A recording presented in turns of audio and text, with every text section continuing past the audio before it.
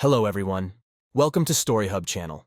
Discover real stories of wife betrayals, shocking twists and turns and their secrets. Hit the subscribe button and get to our story. I'm a 34-year-old guy who completely cut off my fiancée, a 33-year-old woman, after she suggested we try a temporary open relationship before our wedding, and then she went ahead and cheated when I refused. I've tried to condense this story several times, but it's tough because our history goes way back to when we were kids. I'm really looking for some advice on what to do when I get back home in 2 days. Of course, I'm changing all the names for privacy.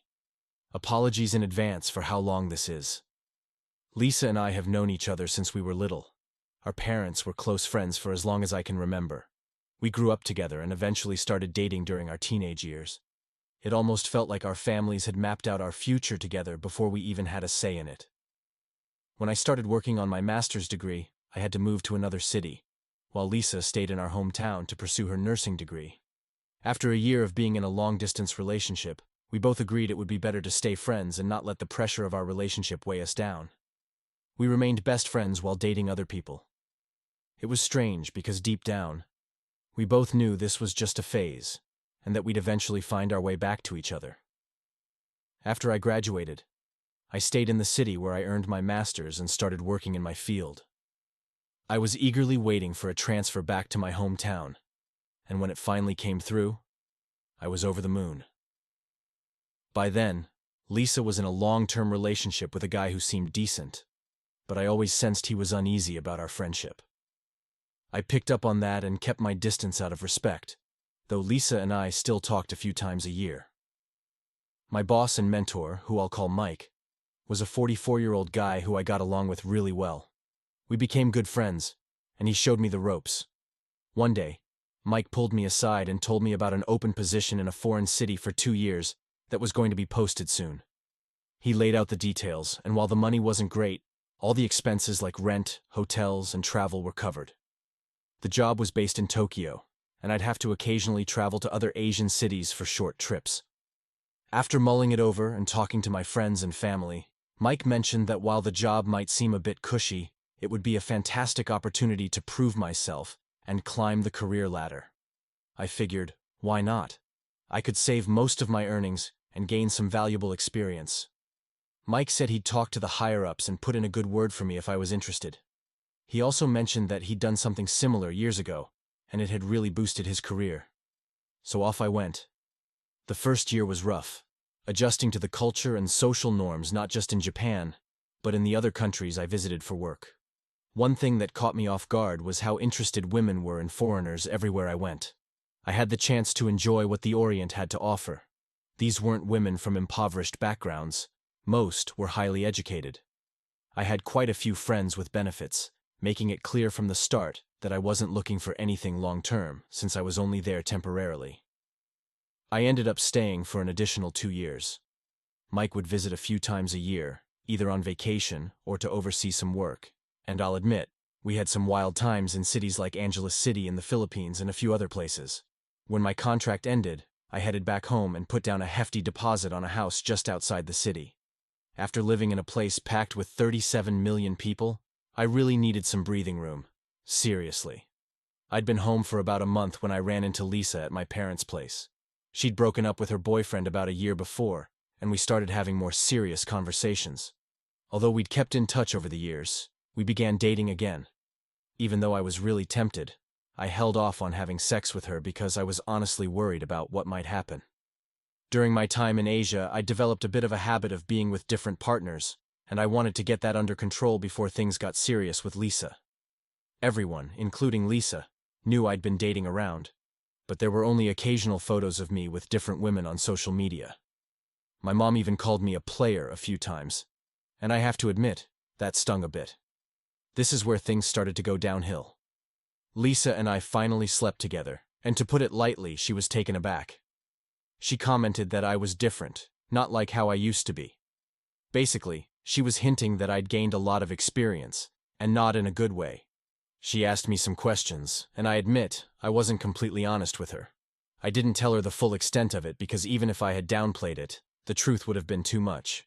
Despite all this, I was certain I could be faithful to her. but that little seed of doubt I planted in her mind that night would come back to haunt us later. Naturally, our families were over the moon that we were together again. It had always seemed like this was how it was meant to be. We were doing great, and after talking to her parents, I proposed. She moved in, and everything seemed perfect. But there were a few things that caught my attention, like her asking if I was really happy with her. In hindsight, those were probably red flags. Fast forward to December 2019. The wedding was set for June 2020. And we all know how 2020 turned out, right? Christmas was wonderful, but just before New Year's, we had our first big problem. I was sitting at my computer, working on something, while Lisa and her cousin Tammy were looking at some wedding stuff. I've known Tammy since we were kids too, and we've always been on good terms.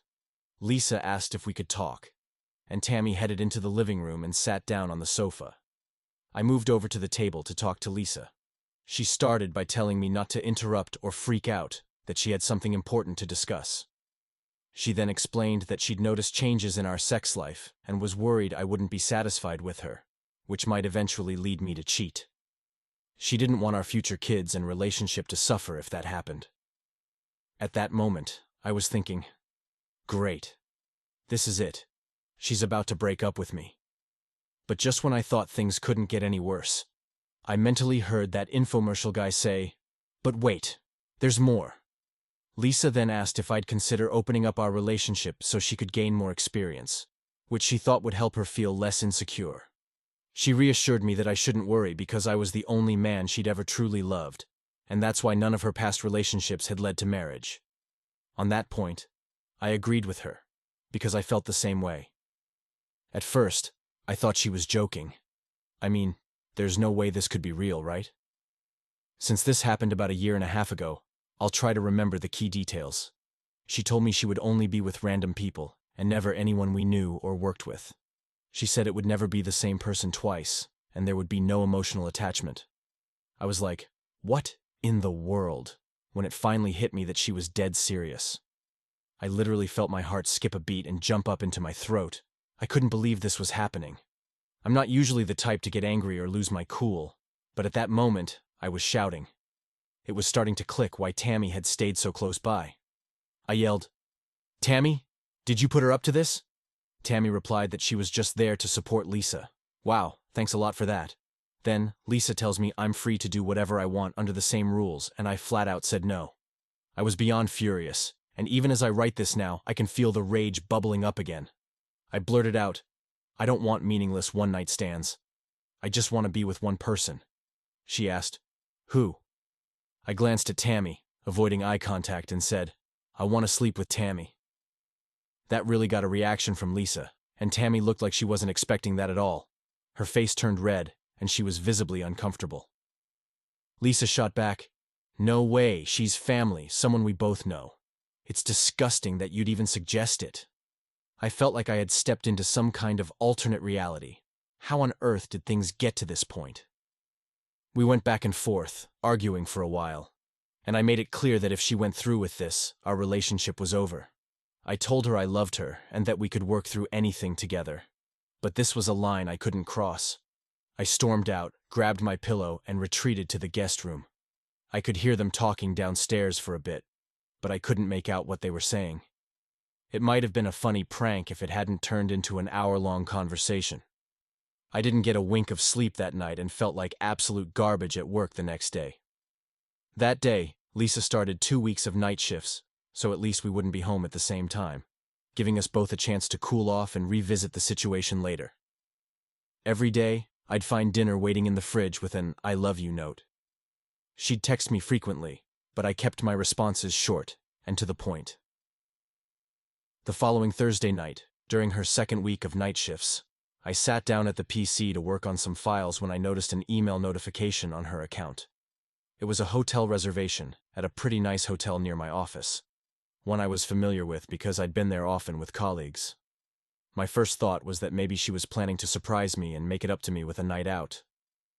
The next morning, I was waiting for her to text or call with an invite. But instead, she just asked how my day was going. Then she mentioned how happy she was that she only had one more night shift left. That didn't add up. How could she have one more night shift if she had a hotel reservation?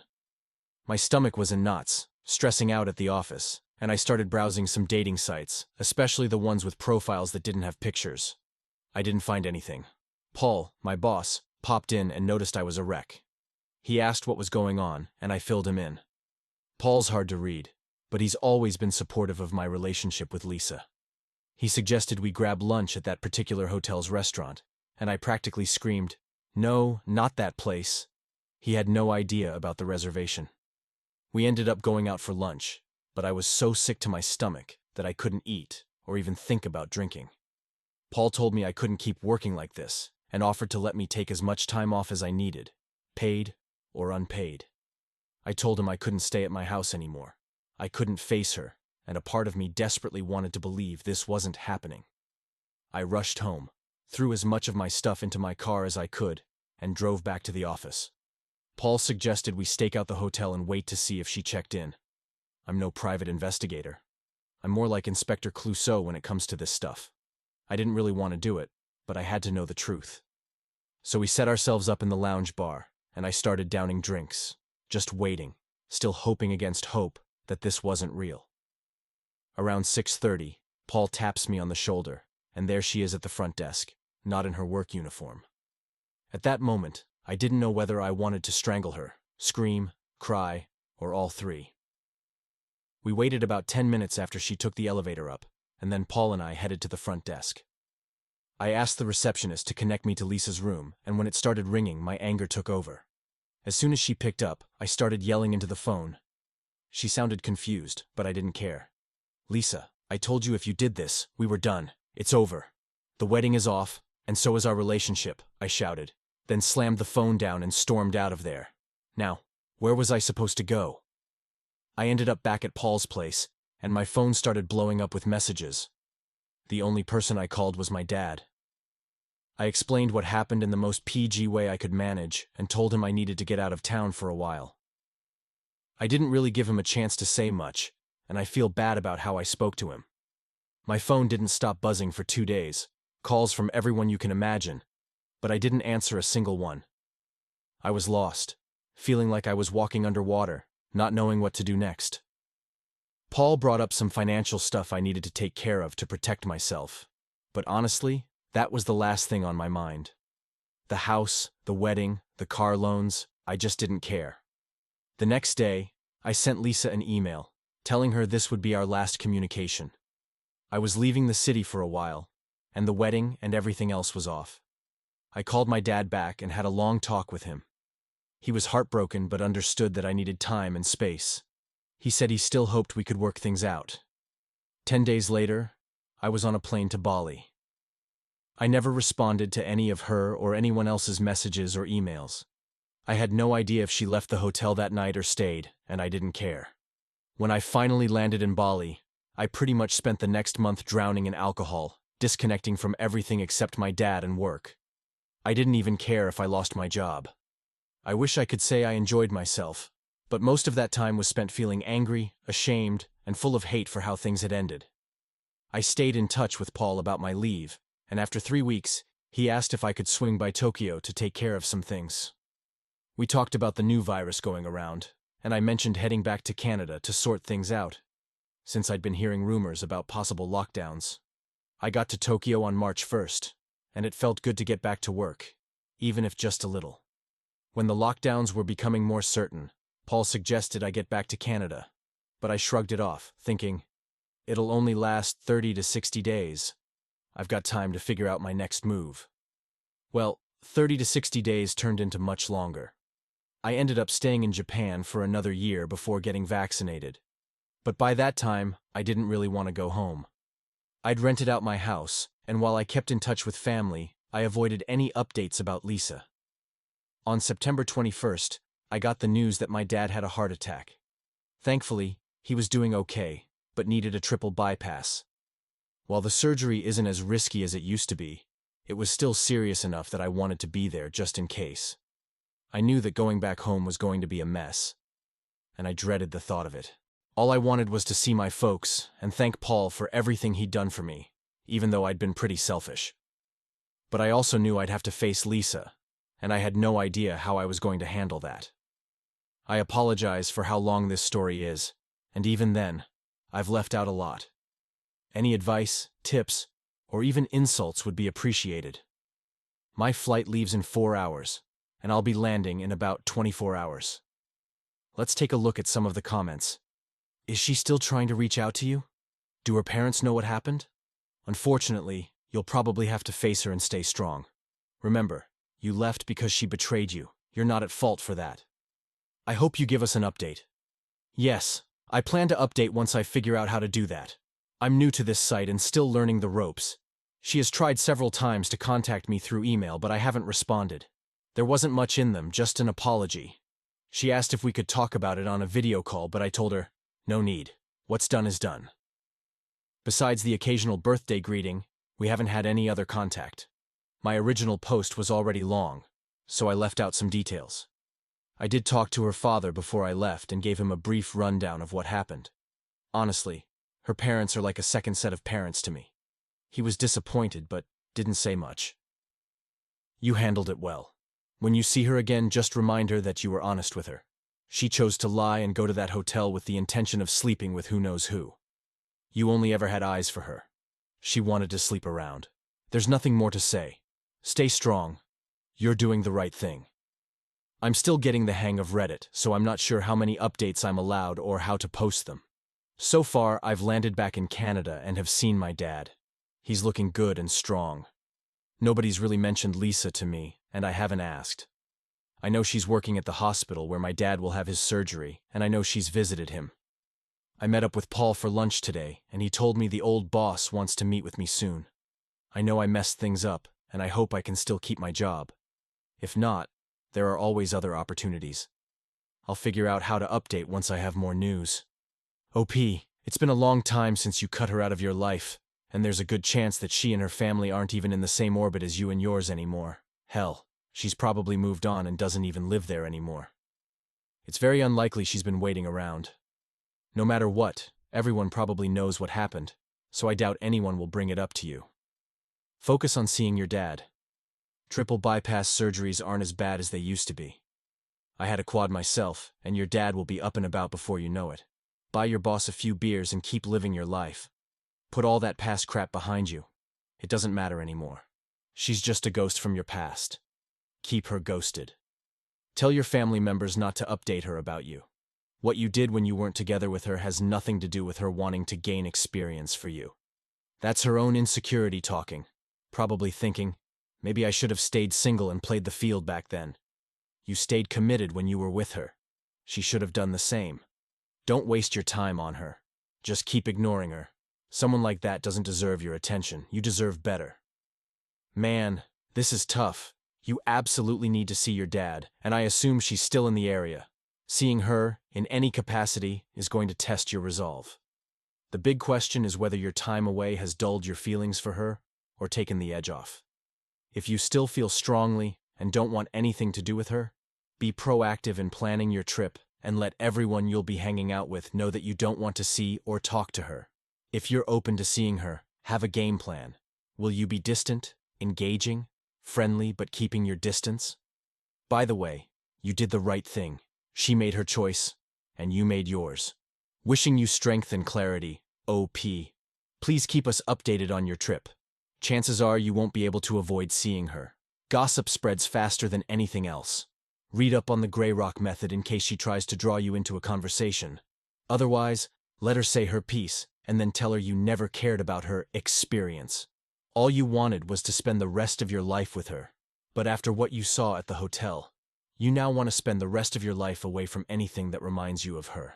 And the only reason you're back is to spend time with your family, so she needs to respect that. Come up with a quick 30-second response that you can use if anyone asks. I'm sorry I reacted the way I did when I found out Lisa was in a hotel room with another man. I let my broken heart get the best of me. I wish her the best and hope she's found what she was looking for. End of story. If people press further, just say, please respect my need to focus on my dad and family during this tough time. Do you have anyone neutral who can act as a go-between?